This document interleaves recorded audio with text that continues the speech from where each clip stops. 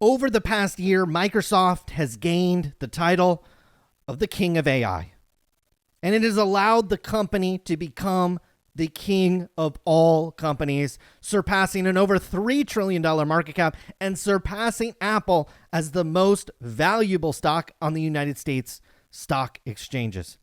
When Microsoft reports their earnings, it's as if a heavyweight fighter is making its way to the ring and defending its heavyweight championship title. Did Microsoft do enough in the Q3? Did they give us enough guidance for Q4? Can shares of Microsoft continue to move higher and outperform the rest of the stock index?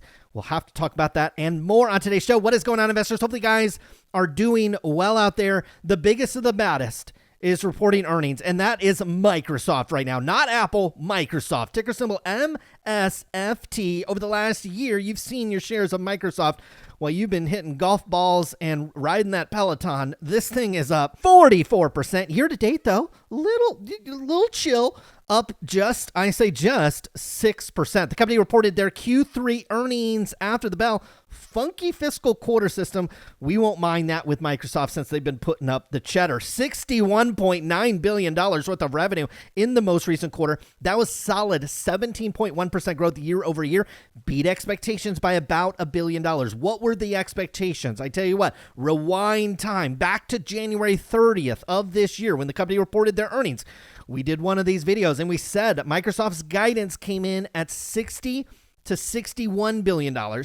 So they put up a quarter $61.9 billion. So about $1 billion or $900 million to be exact over the high-end estimates. And so Microsoft, like every other company out there, they like to sandbag, if you will. If you're a basketball player and you think you're going to score 20 in the game, just tell everybody you're going to score 16 points and you'll surprise to the upside. That's basically what Microsoft does. That's what most company does, because the last thing they want to do is give guidance and then come underneath it. Now, all important Q4. Guys, we are going in depth on Q3. We'll take a look at the different business units.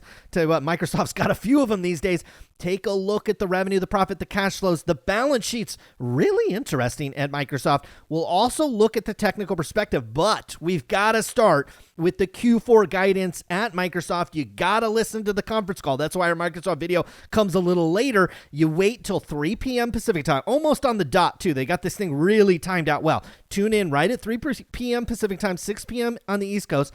The CFO will tell you the revenue guidance. They'll give you productivity and business, intelligent cloud, and personal computing. The total for me came in at $63.5 up to $64.5 billion. Wall Street estimate was for $64.65 billion. So some might say Microsoft coming underneath expectations a little bit, but we have to recall they just put up a quarter where they came in almost $1 billion to the upside on their high-end target. If Microsoft does that again, we should have about $65.5 billion worth of revenue, and that would take you right basically on the dot of the high-end estimate that Wall Street has planned for the company. Initially, shares of Microsoft were up about 5% after reporting the guidance, which probably wasn't maybe as lovely as Wall Street expected, but still very, very much in line. Shares are now up 4.5% in the after hours. We'll talk about this and what it means from a technical perspective. Now, you look at the different business units. Azure is popping up over 31%, the fastest growing business outside of Xbox content and services. I think this was driven by yet a new Call of Duty game that is absolutely exploding. Here's your search engine. This is probably bullish, obviously, for Google, which we got results on. Up 12%, your LinkedIn up 9%, Windows OEM. So if you're a semiconductor guy, especially not necessarily on the NVIDIA side, although there's a lot of positive news, as we'll get to, for NVIDIA and other AI chip makers out there, Windows OEM up 11% year over year. I think they gave positive guidance for that as well, heading into the upcoming quarter as well. So that's positive news for the OEM makers. This is Dell, this is AMD, this is potentially Intel as well. We'll get into Intel's numbers here in a moment on another video. Office 365 commercial also up. Everything across the board seemingly firing on all cylinders for Microsoft. Total revenue came in, like we said, at $61.9 billion. Here's where you'll find it on the company's financials. They break it out product and services. Last year, we were sitting at $52.9 billion. We get a 9-month view. We've put up just a cool $180 billion worth of revenue. Your total cost of revenue, this is why you love software stocks, because off of $61.9 billion worth of revenue, just $18.5 billion in cost. That gives you a gigantic mountain of cash. To be exact, $43.4 billion. This is not for a full year. This is not for 9 months. For 3 months, you have $43.4 billion of positive gross margin at Microsoft. You're going to spend some of it on research and development. We've seen over the last year, it went from 7 up to 7.7 billion. You spent a little bit on sales and marketing. Unlike Google, they didn't drive this down. It actually went up 5.8. That's why that Google quarter is just so impressive. Up to 6.2 billion, and on general administrative, up slightly from 1.7 up to nearly $2 billion. So your operating income over the last year, which takes into account your cost of revenue and your operating cost, went up from $22.4 billion all the way up to $27.8 billion. You flow down to net income, you're at nearly $22 billion of net income in a quarter.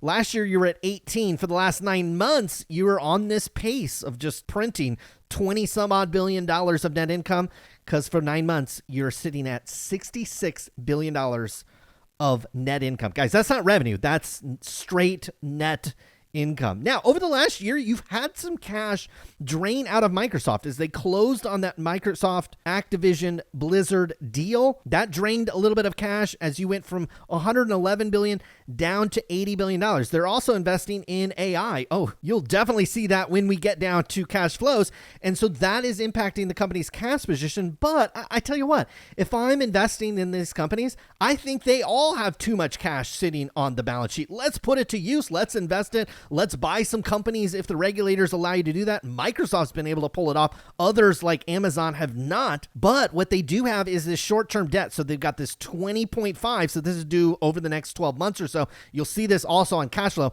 They've got to either tick this down or figure out a way to refinance this into long-term debt, which is all the way down here at $42 billion, up from a little bit from the June quarter of last year. So we've got over $62 billion in debt, balanced off by $80 billion in cash. So the company, again, from a big tech perspective, this is as good as it gets. Is it good as Google? No, it's not as good as Google, but this is as good as it gets, and Microsoft has proven they can deploy this capital and then get a return for shareholders. Now, here's where some really interesting stuff is happening.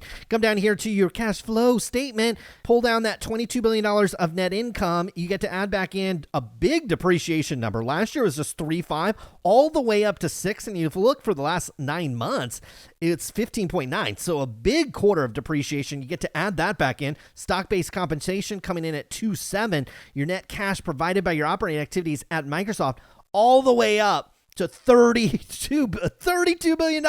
Last year was at 24. This was a huge cash flow quarter. Again, a lot of it had to do with the fact you had this big depreciation number that is added back on your cash flows. They issued some debt. They paid back some debt as well. And here's your stock repurchase. Again, not Google-like, but still $4.2 billion in the quarter last. So they slowed that down a little bit because they're doing more on the debt side. So they're slowing down the buyback just a little bit. Also, look, with shares on this monster rally and basically sitting at all-time highs, I don't mind that the company takes a little bit of a pause on the buyback. Maybe shares come back and the buyback goes a little bit longer, pay down that debt, and then at a later date, we resume the buyback at a faster clip. Cash dividend pays, you're getting paid there as well. Last year was $5 billion, up to 5.6. Now here, if you're invested in the semiconductor space, cloud computing components, this is where you need to pay attention, because what you don't want to see are the Microsofts, the Googles, and the Amazons, which we'll get results of next week.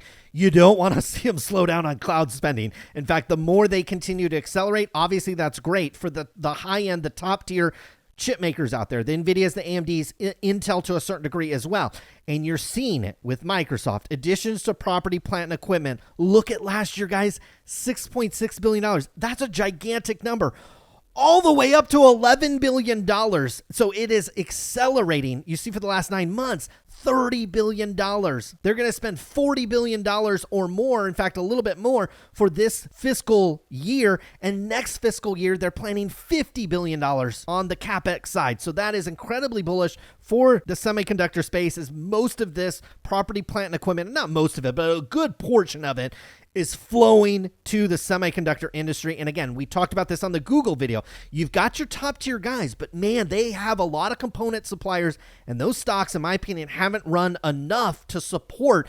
It's not just this quarter. It's not next quarter. It's not even the quarter after that. We're probably looking at 18 months, maybe 24 months of this consistent 10, 11, $12 billion, not just from Microsoft, but from Google and Amazon as well. They're just going to continue to throw money at this. Meta's throwing money at this. Apple, Oracle, IBM, they're all throwing money at this, and it all is going to flow into the coffers of some of these companies, which again, I don't think have it priced into the stock. So do some research out there. You're going to be able to find these companies. NVIDIA is great. AMD is great. A lot of these companies are great. Even Intel to a certain degree, great company. But there's a lot of smaller companies in that space that really stand to benefit from this investment cycle. If I thought it was only going to last for a quarter or two, forget about it.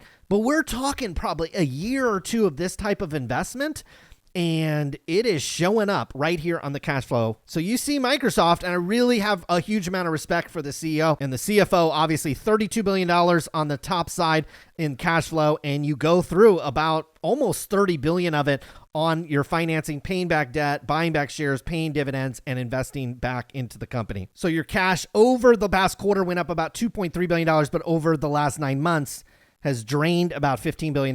But I tell you what, just go ahead and continue to do it with Microsoft.